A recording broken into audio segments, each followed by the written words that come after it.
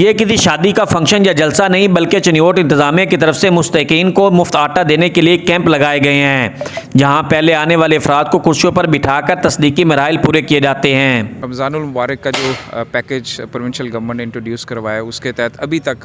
پچھلے 8 سے 9 دنوں میں ہم نے 2 لاکھ سے زائد 10 کلو کے جو تھیلے ہیں جو مستحق افراد ہیں ان میں تقسیم کیے ہیں، اور بالخصوص جو آج کے دن ہم نے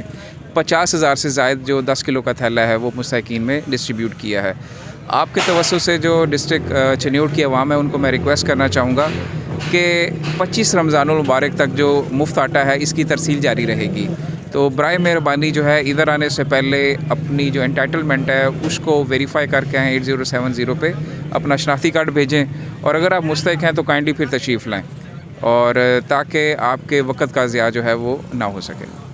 ضلع بھر میں لگے آٹا پوائنٹس پر پولیس ملازمین سیکورٹی فرائض کے ساتھ ساتھ معذور اور بزرگ افراد کو باعزت طریقے سے آٹے کی فراہمی تک معاونت کرتے ہیں۔ گزشتہ 9 دن میں ضلع چنیوٹ کے اندر یہ جو آٹے کی تقسیم ہے وہ بڑے سموتھ طریقے سے چل رہی ہے، الحمدللہ کوئی ناخوشگوار واقعہ پیش نہیں آیا۔